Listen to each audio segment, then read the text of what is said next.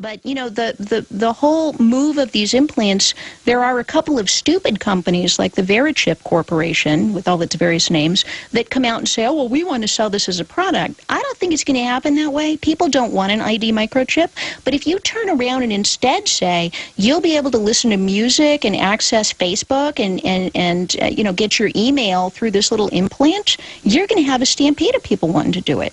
Because and I think a part of it, Alex, and I know you and I are doing all we can, but our generation and the folks out there listening to this show, we are not doing a very good job reaching out to young people and helping them understand why this stuff matters. And we are not Madison Avenue. They are getting their information from the schools, which is the government, 12,000 hours of seat time. Actually, it's 14,000 hours of seat time. So they've got the government doing all of this forming. They've got television, which is all the folks we were just talking about, giving you all this in advance and doing the behavioral placements. And then we've got Madison Avenue, which has a definite interest in our kids not caring about privacy, because they know the more they know about us, the more they can get us to part with our money. And so all of these forces and all of these informational sources are promoting this stuff. And we, who in past eras, you know, parents, grandparents, the people in your community, we are not having an influence on young people. Well, there is no community. All there is television, and then people watch it, and then outside of watching it, they sit around and talk about what happened on the television. So human society is organized around a bunch of propaganda and brainwashing. And I mean, that's the proof of the New World Order's crimes, is not just all the admissions and convictions, Catherine, but the anti-family, anti-human, poisonous messages they shovel. Let me ask you this. I mean, I know that a decade ago, WashTech, the Washington Post, had a monthly technology magazine, and I even interviewed one of their writers, and he went to a big symposium and bragged. He said the media is pushing body modification and all this ahead of getting everyone ready to take implantable chips. And you think about the fact that these globalists operate in 10, 20, 30-year plans and work in concert together as a ruling class, enjoying the fact that they govern the world and roll out the PR, and then we buy into it like an artificial habitat, like we're animals drinking from the poison, you know, water well that they've poisoned, the poison system. I mean, this is... So what you're saying about technology being double-edged, they're designing it all to be oppressive and to have the back doors. And so I think it's the message of showing people how it's being deployed to ensnare and entrap. But then what do you do? Because already to communicate in the matrix and to reach people in the matrix, you have to be in the matrix.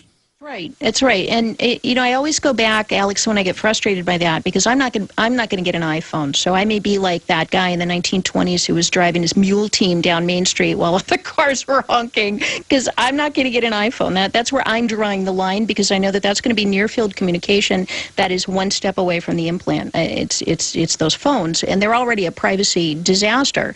So what I take solace in, though, Alex, when I think about that, is I always think about what it says in the Bible: what you intended for evil, I have turned to good. So there is nothing out there that Satan can throw at us, that these technological you know, monsters who want this transhumanism, there's nothing that they can throw at us that if you maintain your integrity and stay within your own bounds, and I would encourage everybody, draw those boundaries now, because they're going to be really working on your psyche to try to get you to change them. Draw your boundaries now, figure out where they are, and then work within that. You know, I've got a very good friend who shares a lot of these views. She just got an Apple computer because she had to for work. And she says, well, you know, if I'm going to be logging onto Facebook, if I'm going to be logging onto these places for my work to convey these important privacy notions and to convey this important stuff, I'm going to do it with my eyes open, fully aware, and also not become addicted. They call it nomophobia, I think is the name of it. It's cell phone addiction, and they found that like over 50% of people are suffering from cell phone addiction. Listen, I go to restaurants and places, and people aren't even talking to each other, myself included. They're on the cell phones. Children, they've had studies, as you know, that have come out, are using a lot less words now. You can see people already being sucked into the matrix. What big studies came out a month ago? That it's reprogramming brains in a bad way and increasing autism. I mean, this is really, really coming to a head.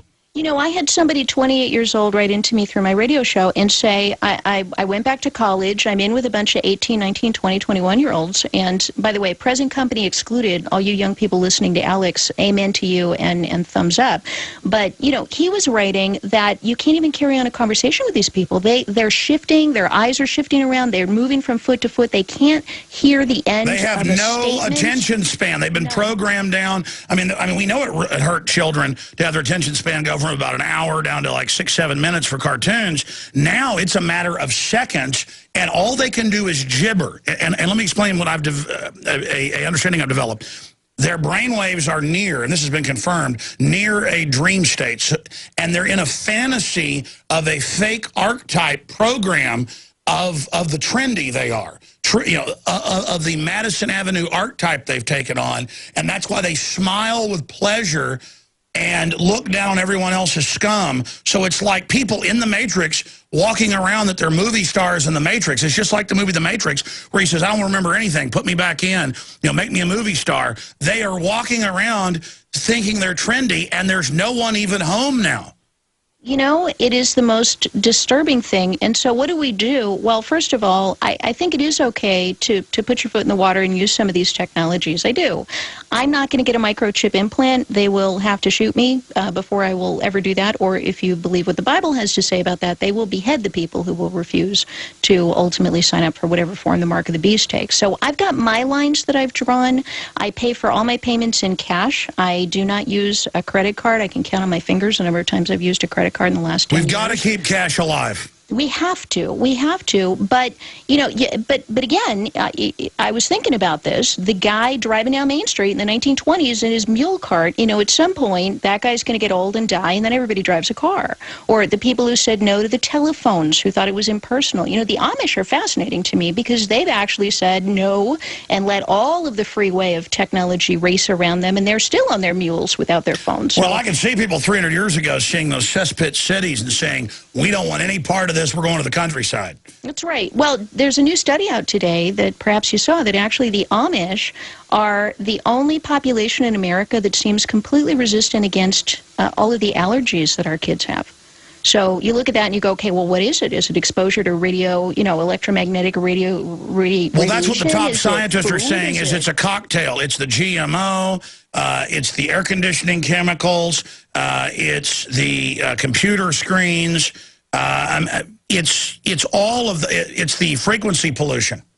Absolutely. And, you know, I was reading my Bible recently, and it refers to Satan as the prince of the air. And, you know, that really hit me. I was like, okay, so I've got a light outside my studio here that says on the air. And, you know, we're broadcasting out through the air. There's air all around us that is absolutely filled with communication. And fortunately, in our case, you know, we're communicating good stuff. But a lot of what that's floating around is impacting people's bodies. We've got radio waves. We had television waves up until recently. We've got all of this wireless, Wi-Fi, RFID, all this stuff coming through the air. But we can't see it, and that's where the globalists always come at you, in the food, in the water, in the hidden tech inside your iPhone. Everything is hidden. That's what a cult means, is hidden, and they are the masters of the hidden world, and they've built this whole hidden world around us, and now they told us, oh, that stuff doesn't exist, children. But now, as they phase it out, they go, you know what, it did exist. And, you know, and this is why this, just to tie this back to the nanotech thing and also to some of the other stuff we've been talking about, if they come up with this, if DARPA actually gets proposals on this and can pull it off, just a heads up for people, 12 months out, they want a safety demonstration in animals.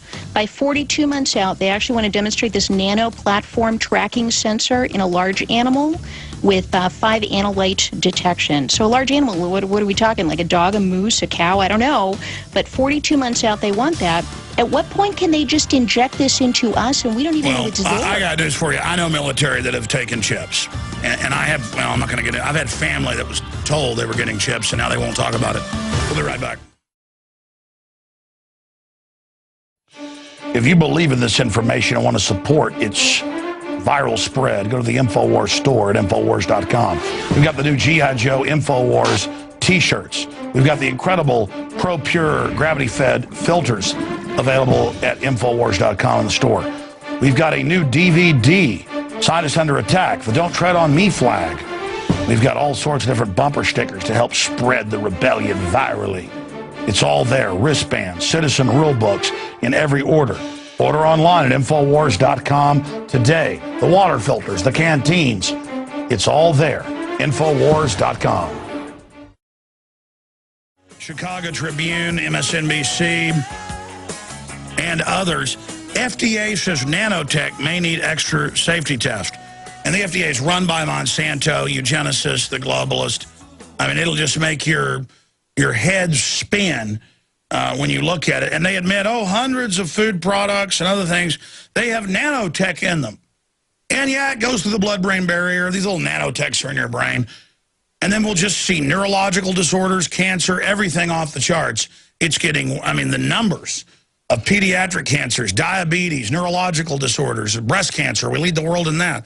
It's all off the chart. And it's a tiny group of globalists who A, could care less, but B, also like seeing people sick and dying, who are running this. And 99% of us plus need to understand that and get together and say, we are aware of your scientific dictatorship. We are aware of what you're trying to do, because they're not in full control yet.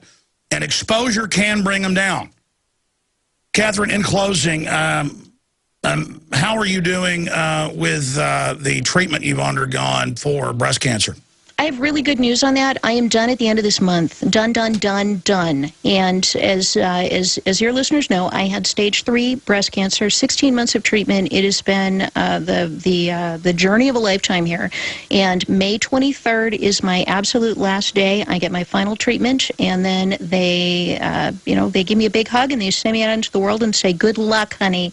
And at that point, it's just a lot of prayer to make sure that it never comes back. Because the thing about cancer, once you kick it, if it comes back, it usually comes back terminal, and then you've only got, a couple of years. Now, some people fight it then, but in the case of breast cancer, stage 4 breast cancer has about a 3% survival rate. So all right, I don't have that. I don't have that. But I'd love it if the listeners would please keep me in your prayers. May 23rd is my last day. KMAshow.com is my website, and I have been a little remiss in blogging, but I've got a whole ton of blog stuff in there about my journey with cancer, and I'm going to be updating that shortly.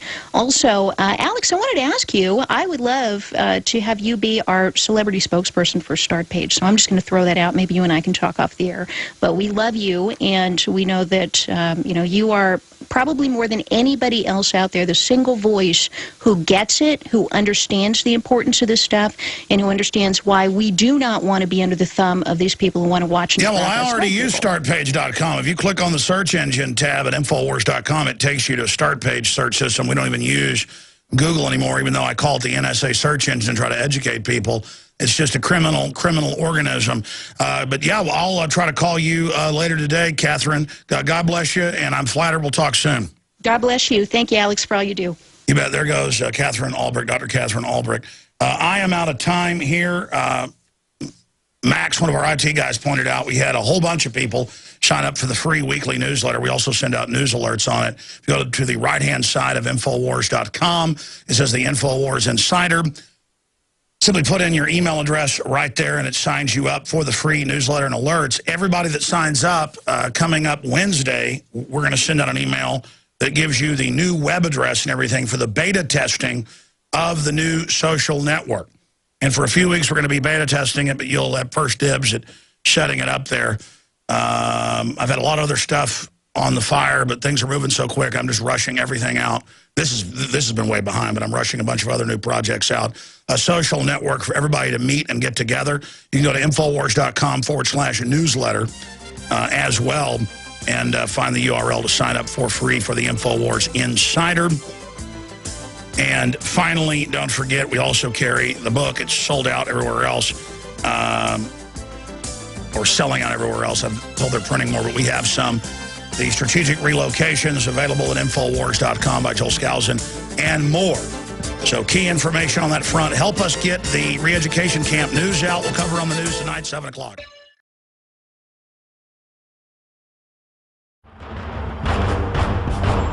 Ask yourselves, what are you doing in this time of great challenge? What are you doing to unlock minds?